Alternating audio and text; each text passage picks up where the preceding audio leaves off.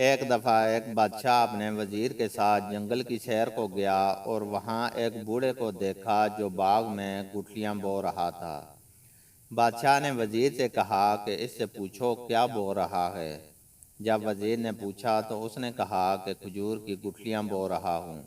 بادشاہ نے پوچھا کہ یہ کتنے برس میں پھل لے آئیں گی؟ بوڑھے نے کہا کہ 20-25 سال کے بعد۔ بادشاہ ہنسا کہ بوڑھے میاں کے پیر قبر میں لٹک رہے ہیں اور 20-25 سال آئندہ کا سامان کر رہے ہیں۔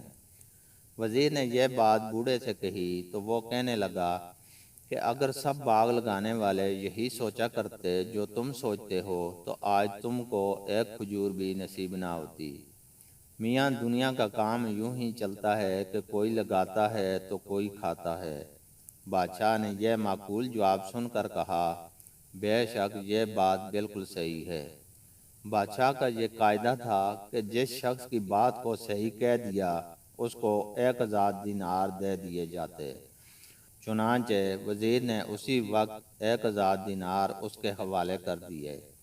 اس کے بعد دونوں آگے چلنے لگے تو بوڑھے نے کہا کہ میری ایک بات سنتے جاؤ۔ وزیر نے کہا کہو کیا بات ہے؟ بوڑھے نے کہا کہ کسی کا بیج تو 20-25 سال میں پھل لاتا ہے لیکن میرے بیج ایک ہی ساتھ میں پھل لے آئے۔